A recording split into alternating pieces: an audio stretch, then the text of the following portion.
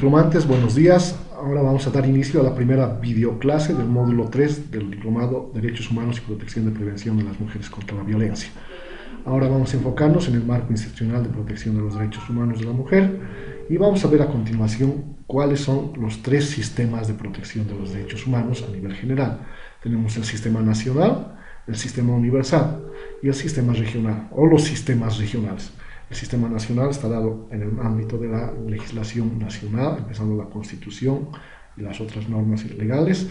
Tenemos también las diferentes instancias del Estado que componen el sistema nacional. El sistema universal es el que está en el marco de la OEA y el sistema regional, en el caso de nuestro país, está enmarcado en la Organización de Estados Americanos, OEA. El sistema universal, reitero, es el marco de la ONU, perdón. Bueno, vamos a adentrarnos en el Sistema Nacional de Derechos Humanos. Para esto vamos a precisar primeramente que todo servidor público o toda servidora pública, en el marco del ejercicio de sus funciones y competencias, debe actuar como un garante de derechos. En consecuencia, debe cumplir con las obligaciones de respeto, protección y realización de los derechos humanos. No nos olvidemos que, como veíamos en el módulo pasado, la vulneración de derechos humanos solamente puede ser cometida por agentes estatales. En este caso, los funcionarios y las funcionarias, o los servidores y servidoras públicas, mejor dicho, son estos agentes estatales los que se convierten en garantes de los derechos humanos y pueden ser potenciales vulneradores de los derechos humanos. Dado esto, vamos a señalar que las instancias de protección estatal, es decir, las instancias que conforman el sistema de protección nacional de los derechos humanos, están conformadas o son las siguientes, mejor dicho. Todos los órganos del Estado, los cuatro órganos: ejecutivo, legislativo, judicial y electoral, los gobiernos autónomos departamentales, gobiernos autónomos municipales, Fuerzas Armadas, Policía Boliviana, las universidades públicas y toda otra entidad o instancia que forma parte de la estructura del Estado, sea esta autónoma, autárquica, descentralizada, etcétera, etcétera, etcétera. Entonces, reiterando que los servidores públicos y las servidoras públicas que pertenecen a todas estas instancias o todos estos órganos del Estado son agentes estatales y, por tanto, tienen la obligación de garantizar la vigencia de los derechos humanos. En lo que respecta al Sistema Universal de Derechos Humanos, este está enmarcado en la Organización de las Naciones Unidas. Este sistema tiene componentes generales y componentes específicos. Dentro de los componentes específicos están las declaraciones, tratados, convenciones mundiales que contienen una serie de instrumentos en materia de derechos humanos, que algunos son de forma general o de forma específica en algunas determinadas materias.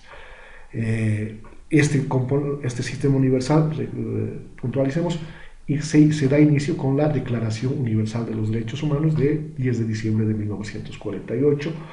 A continuación están los pactos internacionales de derechos civiles y políticos y el Pacto Internacional de Derechos Económicos, Sociales y Culturales de 1966, y a continuación surgen otra serie de convenciones, pactos, tratados, etcétera, etcétera, que están enmarcados y determinan una serie de derechos humanos para la población en general.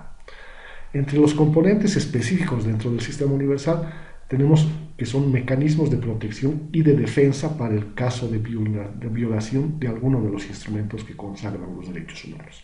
Es decir, los componentes específicos son los que establecen mecanismos para la protección ante la vulneración de un determinado tratado, de una determinada convención, de un determinado pacto en materia de derechos humanos dentro del marco de la Organización de las Naciones Unidas. Uno de los mecanismos de reciente creación es el Consejo de Derechos Humanos. Digo reciente creación, ya hace varios atrás, más de 10 años atrás, es decir, en 2005 se conformó el Consejo de Derechos Humanos para dar mayor impulso a la temática de difusión y supervisión del cumplimiento de las diferentes convenciones, pactos y protocolos en materia de derechos humanos. Es creado por las Naciones Unidas en septiembre de 2005 y está conformado por 47 miembros, los cuales fueron elegidos el 9 de mayo de 2006 por la Asamblea General y celebró su primer periodo de sesiones entre el 19 al 30 de junio de 2006. El Consejo de Derechos Humanos, especificando sus atribuciones y competencias, es el responsable de promover el respeto universal por la protección de todos los derechos humanos y libertades fundamentales de todas las personas, sin distinción de ningún tipo y de ninguna naturaleza, de una manera justa y equitativa. El examen periódico universal es una rendición de cuentas, podemos decirlo así, que cada Estado parte de la ONU presenta ante el Consejo cada 4 años y medio aproximadamente sobre la situación de los derechos humanos en su país. El Consejo de Derechos Humanos, el Consejo efectúa observaciones y recomendaciones al Estado parte y cabe recalcar y cabe señalar que Bolivia presentó hasta la fecha 2 informes, el 2010 y el 2014. Este año, el 2019, en noviembre de 2019, presentará su tercer examen periódico universal ante el Consejo de Derechos Humanos. Otros mecanismos para la supervisión del cumplimiento de los derechos humanos o de las estipulaciones de los tratados en materia de derechos humanos son los comités. Tenemos estos comités. En primer lugar, el Comité de Derechos Humanos, que está en el marco del Pacto Internacional de Derechos Civiles y Políticos. El Comité de Derechos Económicos, Sociales y Culturales, en el marco del Pacto Internacional de Derechos Económicos, Sociales y Culturales, conocido también como PIDESC, por sus iniciales. El Comité para la Eliminación de la Discriminación Racial, en el marco de la Convención para la Eliminación de la Discriminación Racial. El Comité para la Eliminación de todas las formas de discriminación contra la mujer, en el marco de la Convención de Belém do Pará, o Convención CEDAW, no es la Belém do Pará, es la Convención CEDAW. El Comité de los Derechos del Niño, en el marco de la Convención sobre los Derechos del Niño. Comité contra la Tortura, en el marco de la Convención contra la Tortura. Comité sobre los Trabajadores Migratorios, Comité de los Derechos de las Personas con Discapacidad, y el último en ser creado es el Comité contra la Desaparición Forzada de Personas. Estos comités funcionan de forma muy similar cada uno. La mayoría está compuesto por todos estos comités están compuestos por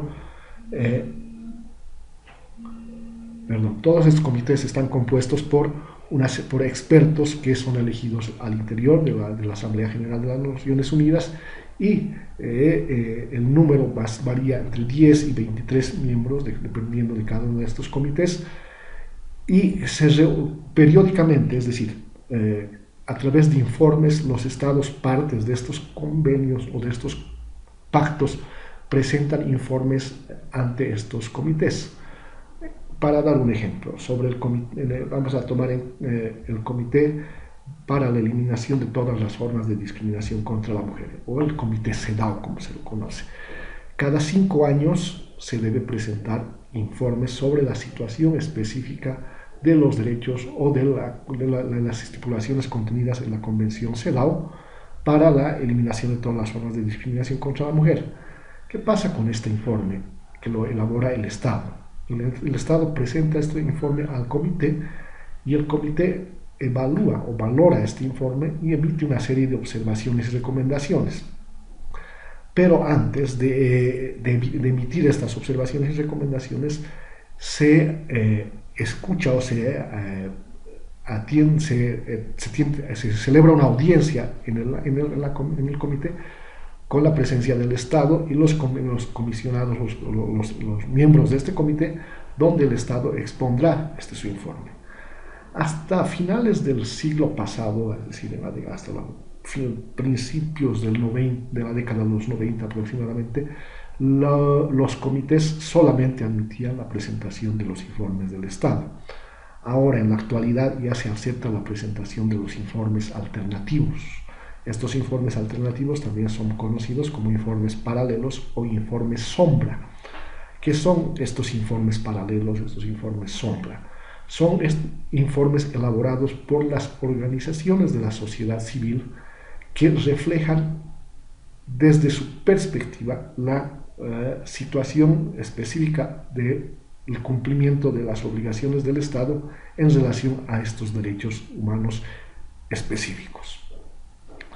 No nos olvidemos que el Estado difícilmente va a informar que está vulnerando derechos humanos. Lo digo difícilmente porque en algunos casos, muy excepcionalmente, han existido estados que han manifestado ante los comités que están vulnerando o que han cometido vulneraciones de derechos humanos. Pero lo normal es que no lo hagan. Simplemente el Estado reflejará o reiterará, manifestará los aspectos positivos del cumplimiento en cuanto a los derechos de la mujer, por ejemplo.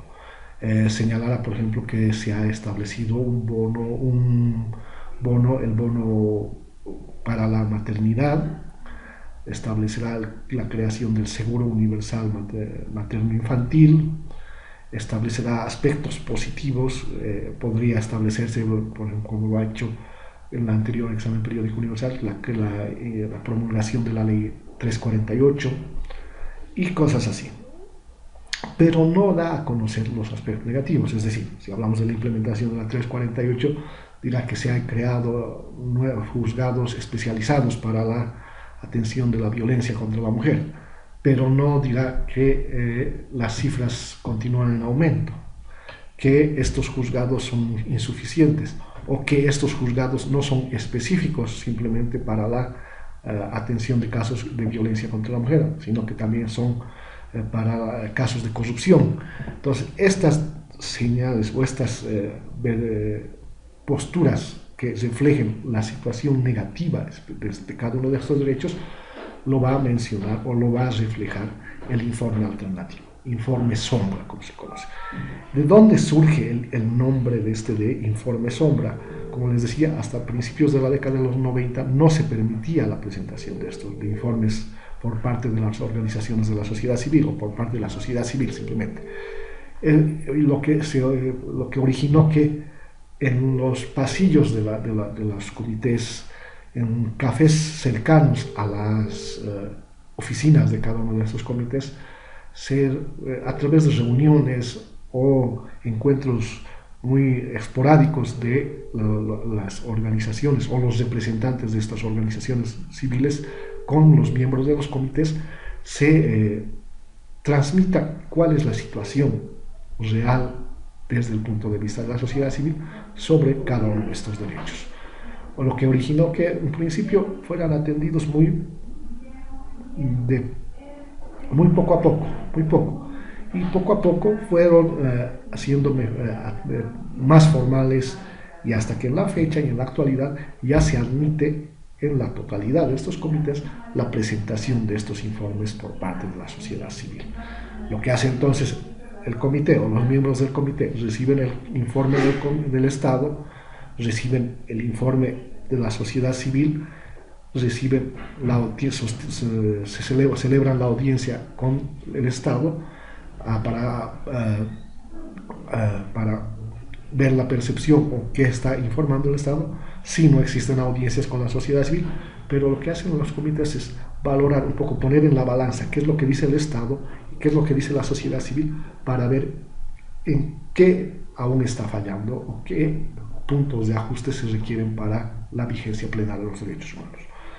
Después de este análisis, estos comités emiten una serie de observaciones y recomendaciones para los estados, los cuales deben ser cumplidos hasta la próxima presentación del informe. En algunos casos, en la mayoría de los casos, los informes se presentan cada 4 años, en algunos cada 5 años y en uno cada 3 años. ¿Ya?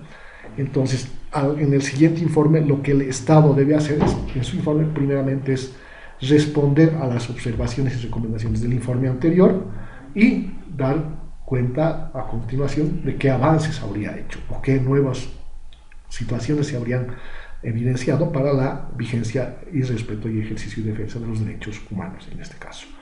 De la misma manera funciona o se opera en el examen periódico universal. Como les decía, deben ser presentados cada 4 años y medio.